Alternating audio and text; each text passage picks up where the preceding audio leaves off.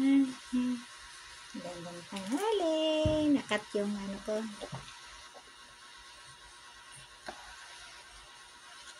Nakat yung video ko. So, dumating yung aking balay.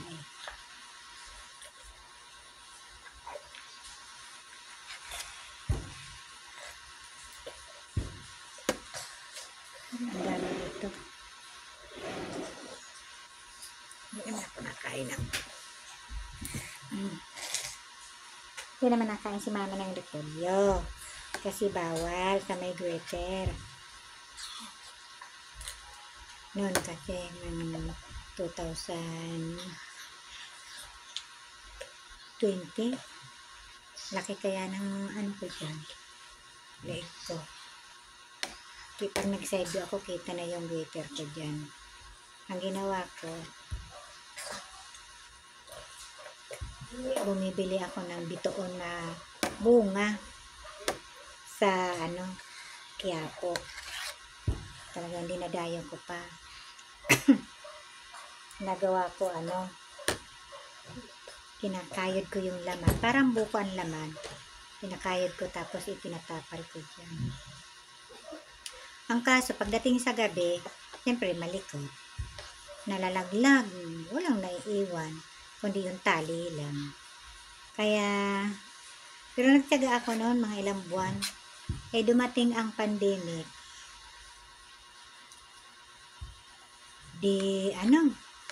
Wala akong magamit na kasi hindi makapunta ng Quiapo Ang nangyari, nag-search ako sa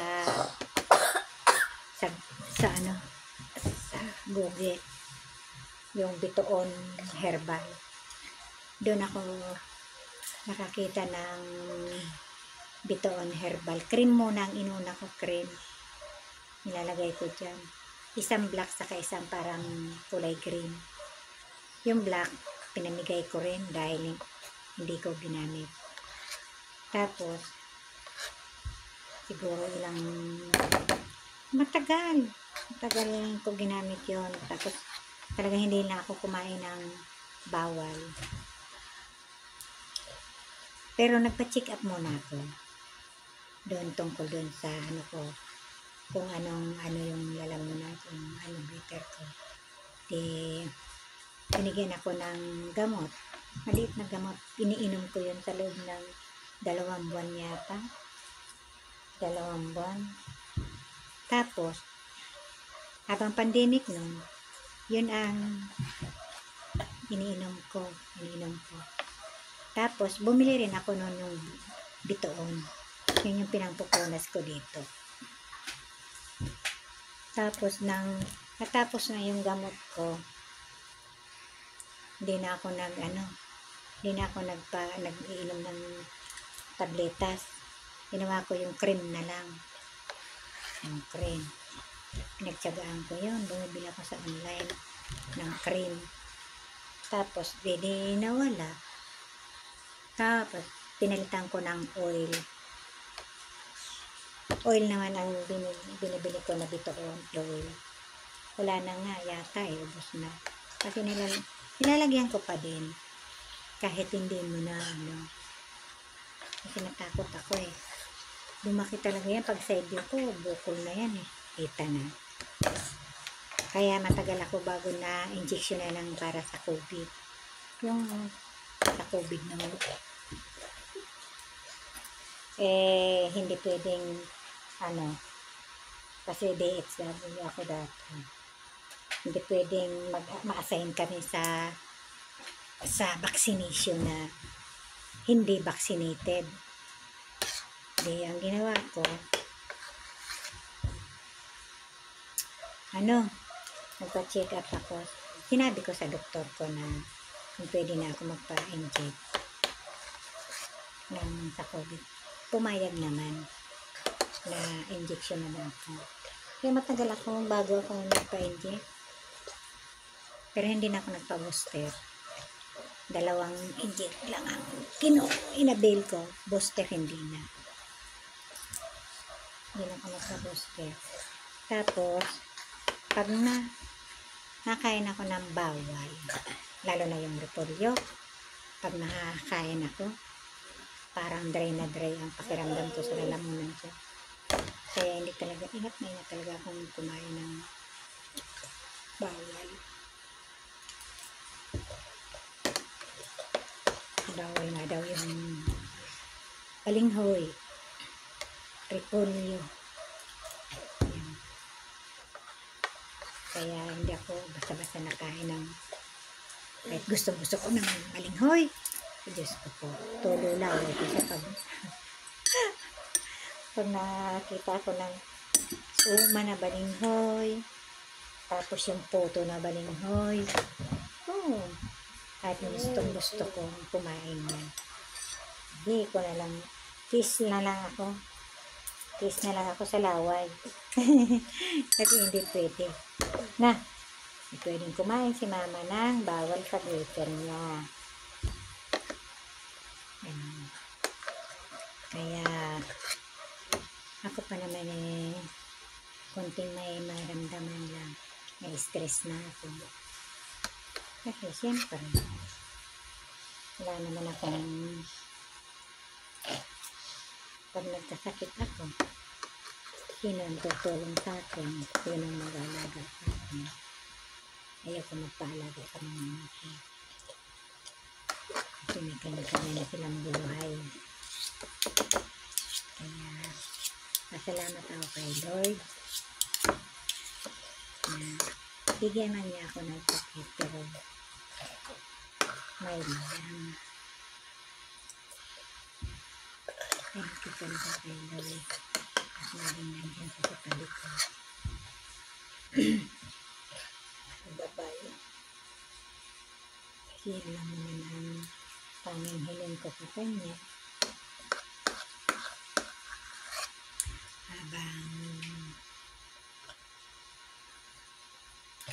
Habang ito ang inaalagaan,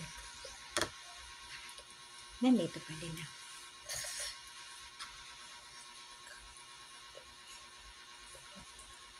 Kawawa naman ito.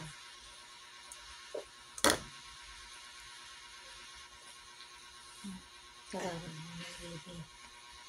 Ito, nandiyan ka nakasuksok. Dito ang harap. Yan ka lagi nakapaling Nakapaling ka lagi dyan. Madulas yung suot natin. Kaya naging papadios-dos ka.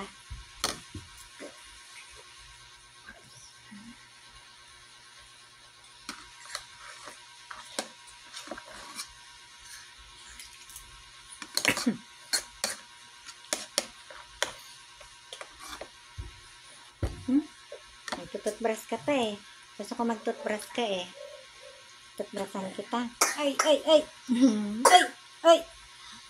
Tutbrush ka. Ay!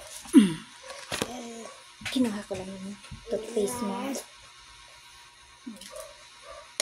Ilang subo na lang ito.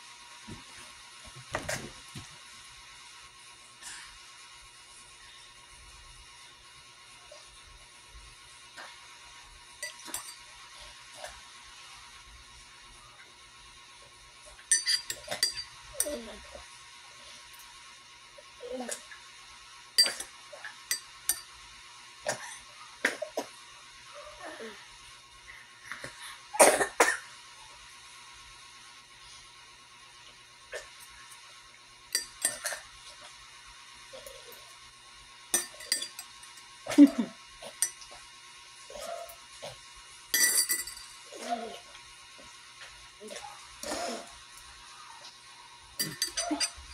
ventilador. Kaya pala ang init. Kaya pala nakaramdam si mama ng init eh. Wala pala sa atin ang ventilador. Hmm? Na. Ay. Toothbrush ka.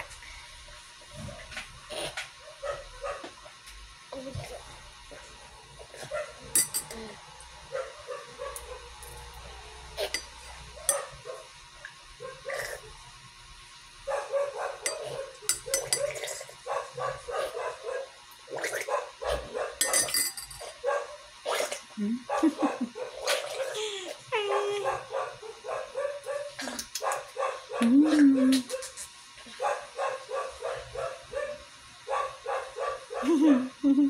Ano? Toothbrushan kita, hawakan ko ang ngipin mo. Dalawa dito sa doon. Kasi kailangan kong toothbrushin yung ano mo eh. Hmm?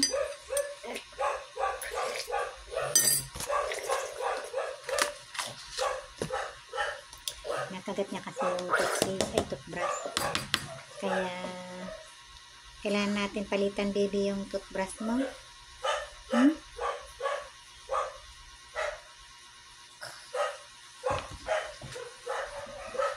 Na.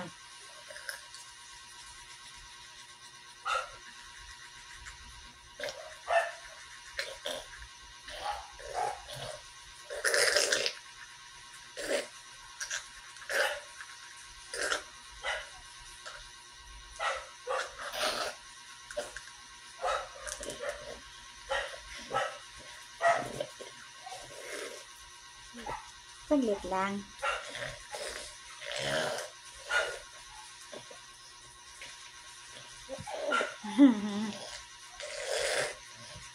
Teka. Ha? Hindi ko naman pasok sa bibig. Ha?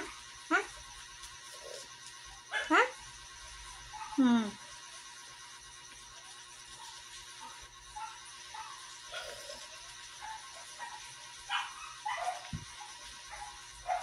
Ah. Ha?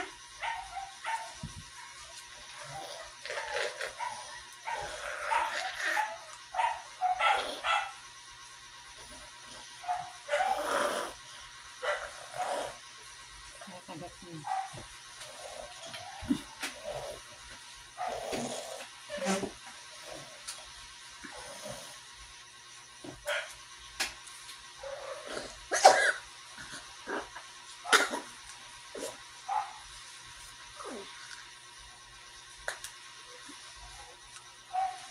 Kailangan matanggal yung lapot ng ano niya.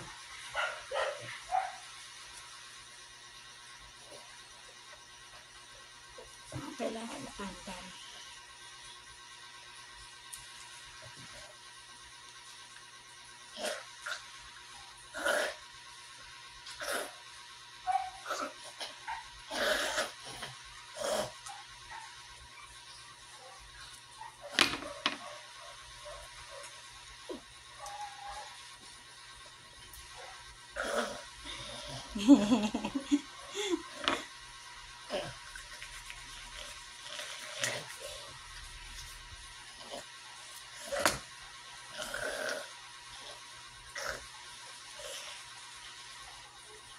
Teka, hindi pa naayos yung ngipin eh.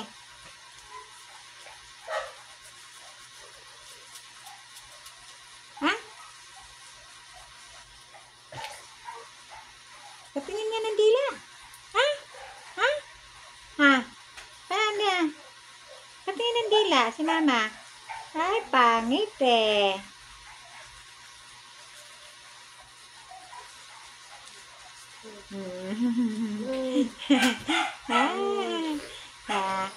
Saan ang dila?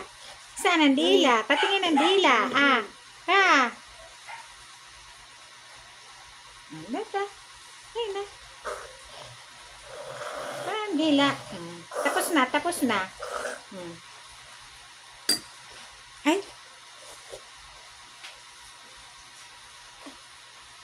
Mahirap kasi tututbrasan. Mahirap kasi tutbrasan na laga. Kasi kinakagat niya yung kanyang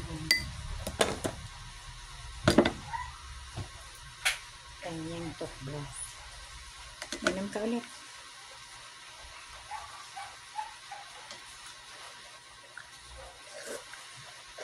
Pati ngayon ang dila.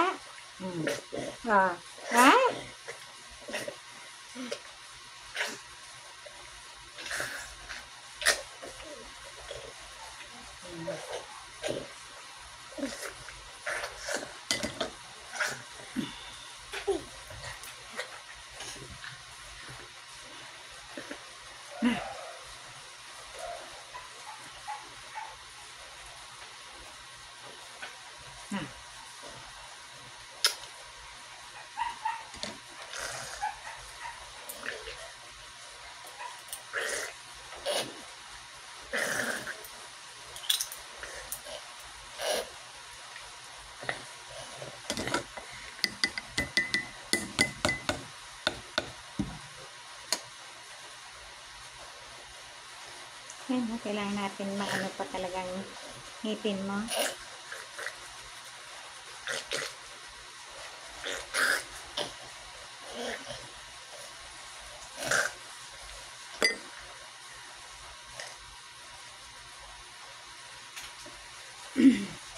Thank you po.